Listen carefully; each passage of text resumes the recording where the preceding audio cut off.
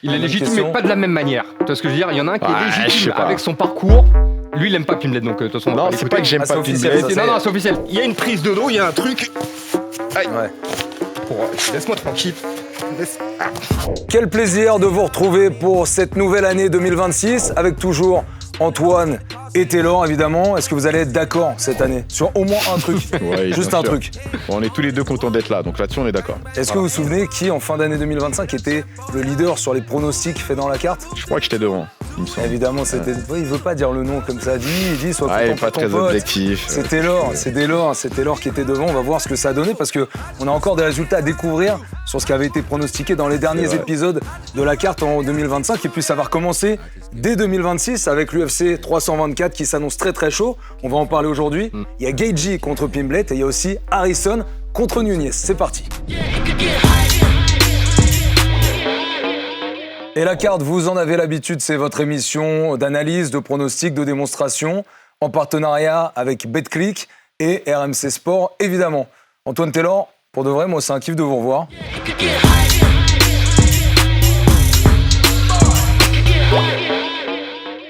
J'ai même pas fait le nouvel an, tu te rends Ah ouais, compte? c'est quoi, t'as rien fait?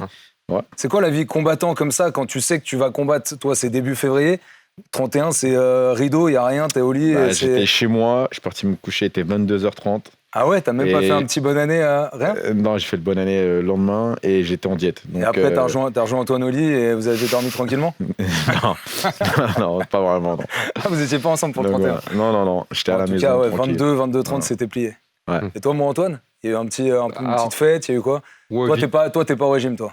Non, je suis pas au régime, j'ai pas besoin de... toute l'année, toi, t'es exactement. tout le temps stable Et j'ai pas pris de bonnes résolutions a priori parce que ça se passait bien, donc je me dis on continue sur la lancée. On continue sur le boulard, le mec, déjà l'année 2025 était parfaite, il n'y a rien à changer, tout était bon, c'est ça? Allez, on va se concentrer donc sur cette UFC 324, on va parler de 2 combats, mais le premier, ça va être le main event entre Justin Gaethje et Paddy Pimblet. Ok, ceinture intérimaire des moins de 70 kilos, évidemment. Justin Gaethje, c'est quand même un mec qu'on est content de voir quoi qu'il arrive. C'est un action fighter de malade mental.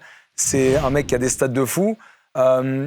C'est quoi qu'il arrive. Toi aussi, c'est un kiff de le revoir ici. Contrairement à Taylor, je pense que c'est mérité pour Justin Gaethje. Ça fait un moment qu'il est là, qu'il est en place, qu'il est au sommet du classement. Il ne perd que contre les meilleurs, je vous le rappelle, que contre les meilleurs. Et puis surtout, c'est un action fighter, effectivement, qui va faire le show quoi qu'il arrive. Et en plus, il est américain.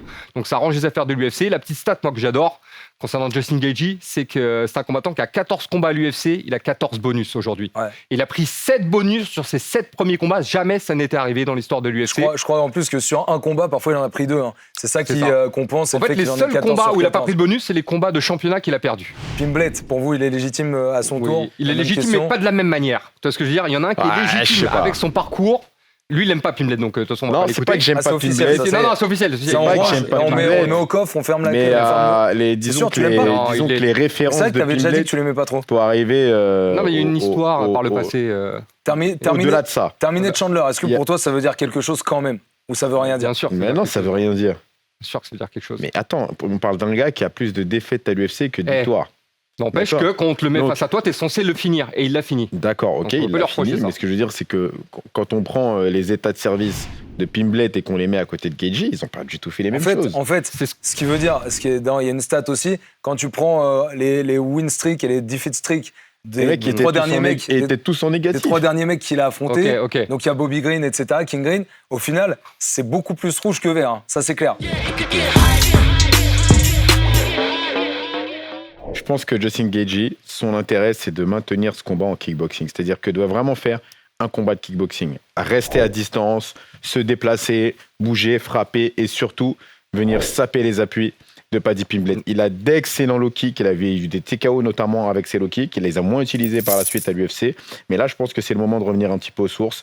Donc frapper. Donc son jab est plutôt pas mal et efficient. Conserver la distance. Frapper et venir à chaque fois frapper Paddy Pimblet. Et surtout, pour moi, une des données qui est la plus importante de ce combat, c'est rester concentré et focus sur sa stratégie. Alors vas-y, reste en action et montre-nous en même temps ce que l'action et les intentions que doit avoir Justin Gaethje. Il se déplace, là il peut frapper en crochet, mais éviter les trop longues combinaisons qui permettraient à Pimblet de remiser et de rentrer dans une espèce de bagarre. Et ensuite, surtout, donc, rester vraiment, Voilà. Résolution 2026. vraiment rester organisé dans sa stratégie. C'est-à-dire, il frappe, il fait des dégâts, il continue les dégâts. Et si à un moment donné, il a du succès et qu'il arrive à assommer Pimblet, pourquoi pas, mais il doit surtout éviter toute phase de saisie, c'est-à-dire il doit pas arriver là. Voilà. C'est vraiment, il doit pas arriver dans ce genre de sortir le situation. plus vite possible. Et donc, je voudrais juste souligner 2 trucs. Vous allez me confirmer ou infirmer, mais je crois que c'est le cas. Volume de frappe très bon sur Justin Gaethje, c'est un des meilleurs de la catégorie d'ailleurs. C'est un des combattants qui envoie le plus de coups qui en dans prend l'histoire de la beaucoup. catégorie. Il en prend aussi quasiment. Mais là, dans ce combat-là, quasiment pour autant. moi, il doit faire attention à son volume de frappe qui pourrait le mettre en danger sur des phases de saisie, notamment avec Paddy Pimblett. Alors, il y a autre chose, juste si tu peux continuer sur le volume de frappe, comme ça on voit bien l'intention de Justin Gaethje. Mais il y a juste autre chose, c'est que maintenant, et vous allez le montrer, je crois qu'il boxe aussi un peu mieux en reculant. Ce qu'il faisait un peu moins bien à l'époque. Exactement. Et maintenant, Justin Gaethje, il est capable de faire mal en reculant. Montre-nous. En fait, ce qui s'est passé, c'est qu'au début de sa carrière, Gaethje, il connaissait que la marche avant. Mais vraiment. Taylor est toujours Gaethje.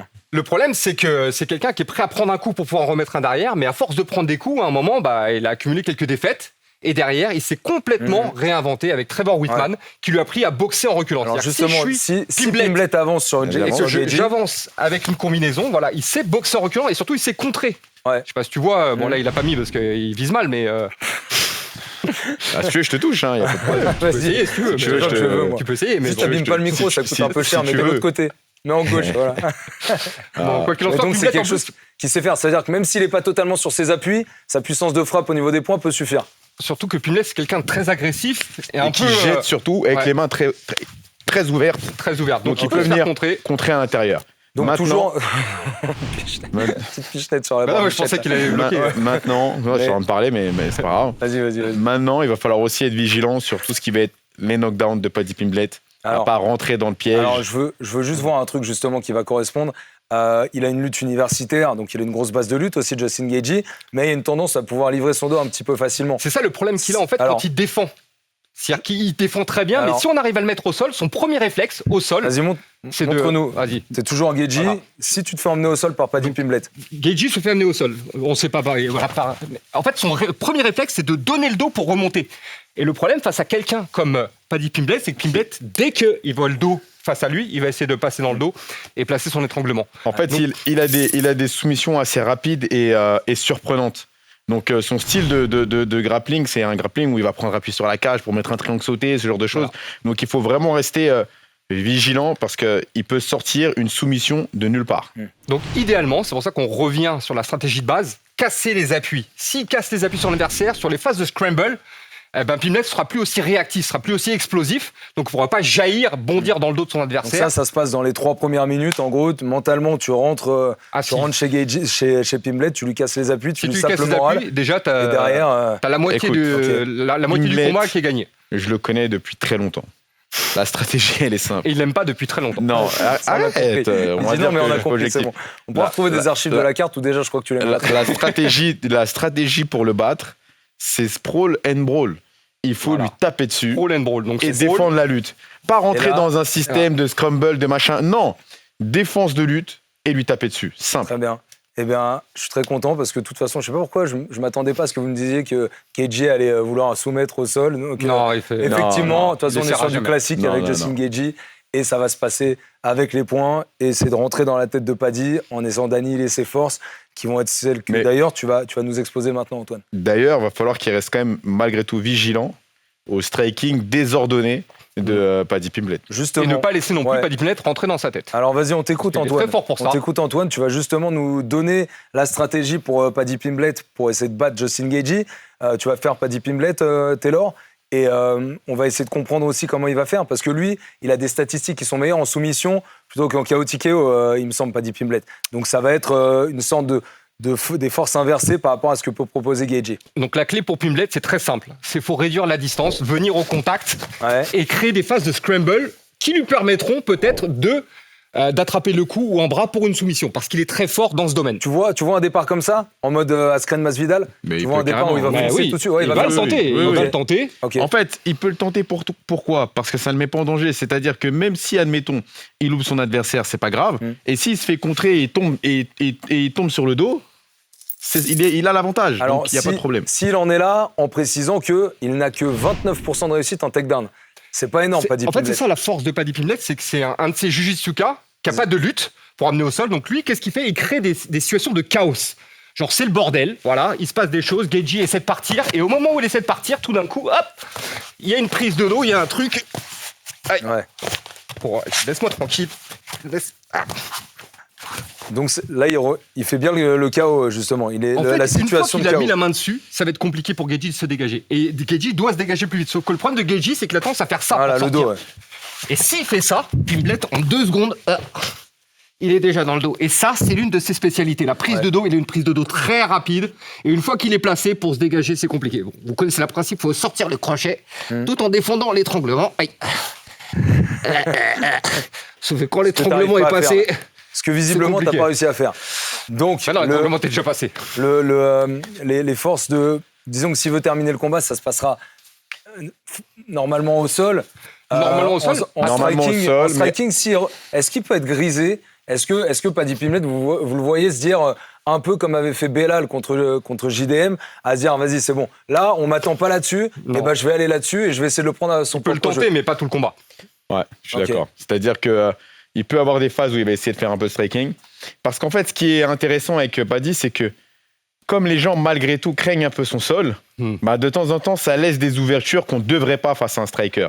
Donc, du coup, il arrive à placer des coups qui, normalement, ne devraient pas rentrer. Visuellement, tu arriveras à reproduire un peu le striking le style peu académique, on va dire, peu orthodoxe. Oui, c'est peu académique, mais ça ressemble à des trucs un peu comme ça. Quoi qu'il s'est un peu amélioré quand même. Oui. C'est amélioré. Dernièrement. Mais voilà, c'est pas vraiment un striker. Il n'est pas exclu que dans un échange dans la boîte, il connecte Justin Gaethje avec un crochet large. Il arrive à toucher, exactement. Maintenant, il y a un autre problème aussi avec Paddy Pimblett, c'est que dans les échanges dans la boîte, justement, à mi-distance, il a tendance à garder un peu la tête à la fenêtre. Ce qui fait que Gaethje peut très bien aussi l'esquiver, et lui, il adore les crochets larges. Bim! Ouais. Et là, il vous touche une fois, Gaethje, c'est terminé. Ah, j'ai le sourire comme d'habitude, parce que c'est mon moment préféré dans lequel on arrive, les pronostics, les guéguerres entre Antoine et Taylor. Fin 2025, le dernier UFC qu'on avait couvert dans la carte, c'était l'UFC 322, et il y avait 2 épisodes différents. Donc il y avait 2 points à prendre. Il y avait 7-5 avant ces 2 épisodes. Regardez ce que Antoine et Taylor avaient dit. On aura une victoire par décision de Benoît. Moi, je vois Benoît finir ce combat, et surtout, à mon avis, je pense qu'il va trouver le chemin du finish. Je vois Maddalena s'imposer, et je pense qu'il va le faire à la décision. Donc je pense Makhachev vainqueur. Maintenant, décision ou même soumission. Et donc les 2 points qui étaient ceux de Taylor en avance par rapport à Antoine Simon fin 2025 sont conservés. 8-6 pour Taylor. Antoine, tu as la main. Qu'est-ce que tu nous prédis pour ce Gaethje contre Pimblett? Écoute, j'ai bien étudié le combat. On a dévoilé un peu les forces et les faiblesses de chacun, les stratégies surtout mises en place. Et je pense que la stratégie de Gaethje, c'est une stratégie qui peut l'amener à gagner, et même assez rapidement, je trouve. Parce qu'en cassant les appuis de son adversaire avec ses excellents low kicks et en laissant parler son anglaise, je pense qu'il va très rapidement fatiguer Pimblett dans le combat. Pimblett aura, à la fin du 2e, 3e round, n'aura quasiment plus rien à faire, et je pense même que Gaethje pourrait le mettre KO dans le 3e round. Et je pense que c'est Paddy Pimblett qui va s'imposer sur ce combat-là. Je vois Pimblett faire le boulot. C'est-à-dire que le match-up, à mon sens, correspond bien à Pimblett. Donc, du coup, voilà, je pense que Pimblett va s'imposer. Et si je devais mouiller sur une manière, je pense même qu'il pourrait le soumettre.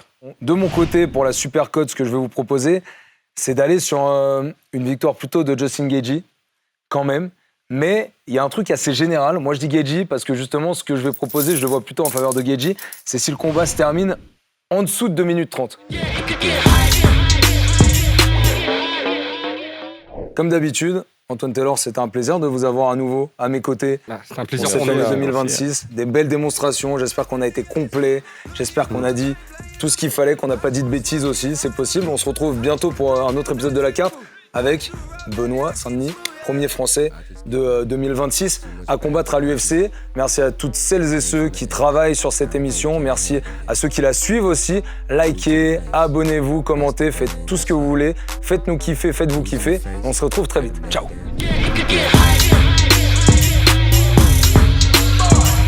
Yeah.